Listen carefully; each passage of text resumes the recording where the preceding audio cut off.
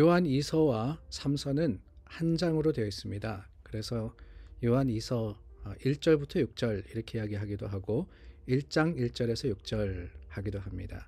오늘 1절부터 6절의 말씀 함께 나눕니다. 장로인 나는 택하심을 받은 부녀와 그의 자녀들에게 편지하노니 내가 참으로 사랑하는 자요 나뿐 아니라 진리를 아는 모든 자도 그리하는 것은 우리 안에 거하여 영원히 우리와 함께할 진리로 말미암음이로다. 은혜와 긍휼과 평강이 하나님 아버지와 아버지의 아들 예수 그리스도께로부터 진리와 사랑 가운데서 우리와 함께 있으리라. 너의 자녀들 중에 우리가 아버지께 받은 계명대로 진리를 행하는 자를 내가 보니 심히 기쁘도다. 부녀여 내가 이제 내게 구하노니 서로 사랑하자. 이는 새 계명같이 내게 쓰는 것이 아니요 처음부터 우리가 가진 것이라. 또 사랑은 이것이니 우리가 그 계명을 따라 행하는 것이요 계명은 이것이니 너희가 처음부터 들은 바와 같이 그 가운데서 행하라 하심이라. 하루를 말씀으로 시작하시는 여러분 주님의 이름으로 축복합니다. 오늘도 그 말씀이 여러분들의 힘이 되고 능력이 되어서 세상을 이기시는 믿음의 사람들이 되시기를 바랍니다. 저기 중부 뉴저지에 가면은 이슬린이라는 곳에 은혜와 진리 교회가 있습니다. 은혜와 진리, 이름이 참 멋지죠. 요한복음 1장 14절 말씀에서 그 이름이 왔습니다. 제가 읽어드릴게요. 말씀이 육신이 되어 우리 가운데 거하심에 우리가 그의 영광을 보니 아버지의 독생자의 영광이요 은혜와 진리가 충만하더라. 성탄절 지나서 계속해서 성탄의 계절을 저희가 보내고 있는데 이 요한복음 1장 14절 말씀, 말씀이 육신이 되어서 우리 가운데 거하신다. 예수님께서 이 땅에 오셨다라는 말씀이 은혜 충만하기 그지없습니다. 바로 이 말씀에서 은혜와 진리라는 그 표현이 나왔습니다. 제가 왜 이 말씀을 드리느냐, 다름이 아니라 오늘 본문 요한 2서 1절에 보면은 이 편지를 쓰는데 2절과 3절 말씀에서 바로 이 진리라는 것과 은혜라는 것에 표현이 나오기 때문에 그렇습니다. 은혜와 진리, 우리가 믿음으로 살아가는 삶을 요한은 어떻게 정의를 하고 있느냐, 바로 진리와 은혜로 사는 삶이다, 이렇게 이야기를 하고 계시는 거예요. 은혜와 진리의 공동체가 바로 믿음의 공동체다라고 선포하고 계십니다. 그런데 여러분, 이 은혜 그리고 진리, 이 grace와 truth라고 이야기를 하죠. grace와 truth. 근데 grace와 truth라는 이 두 가지를 가만히 생각해 보면은 실은 상반되게 느껴지는 것이 사실입니다. 은혜라는 것은 사실은 우리가 뭔가 봐주기도 하고 또한 이 값없이 또한 어떠한 대가 없이 주는 것, 그걸 바로 은혜라 그러기 때문에 은혜라는 것은 사랑이 충만하고 또한 그것을 통해 가지고 우리가 기쁨을 얻고 이런 느낌이 드는데, 그 반면에 진리라는 것, truth라는 것은 어떤 느낌이 드느냐? 여러분, 진리를 찾기 위해서는 어떻게 됩니까? 따져야 하잖아요. 그것을 재야합니다. 재어보아서 맞는 것과 틀린 것을 판단하는 것, 그게 바로 진리에 관련된 내용인데, 이 은혜라는 것과 진리라는 것이 어떻게 보면은 상충되는 그런 의미를 가진 것 같더라는 거예요.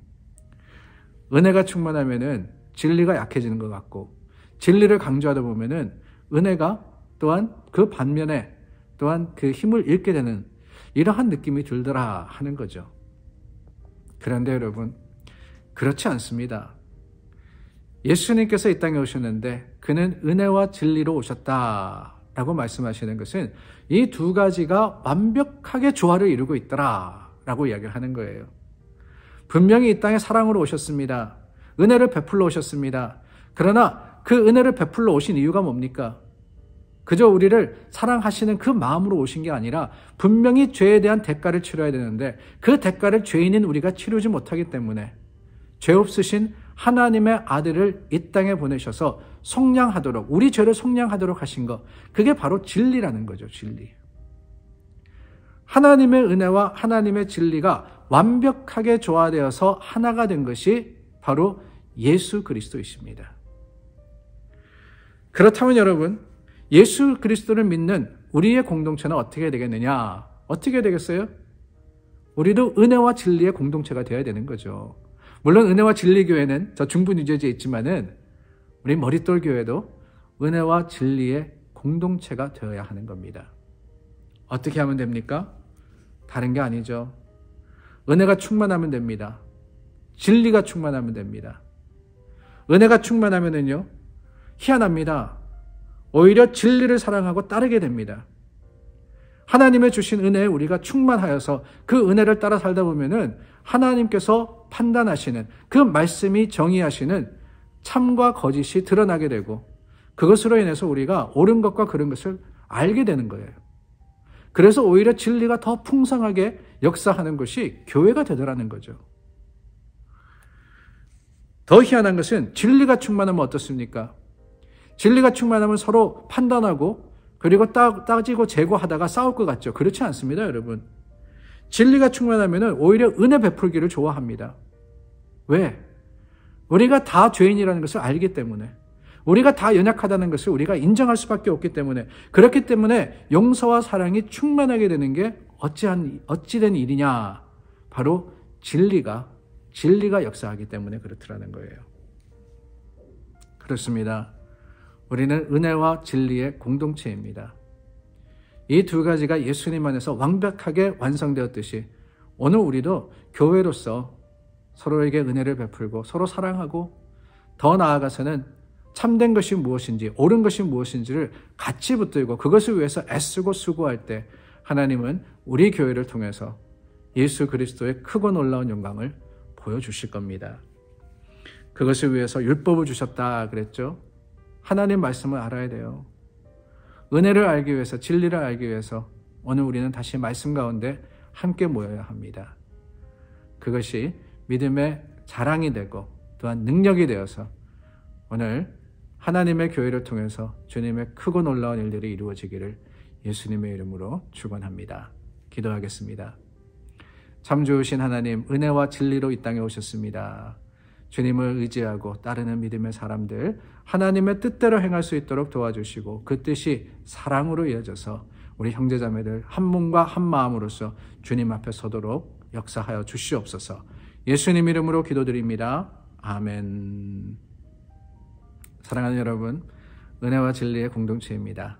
하나님께서 우리 교회를 세우시고 또 하나님께서 더 크고 놀라운 능력으로 더하여 주실 것을 확신하여서 오늘도 교회를 위해서 또한 교우를 위해서 기도해 주시기를 부탁드립니다.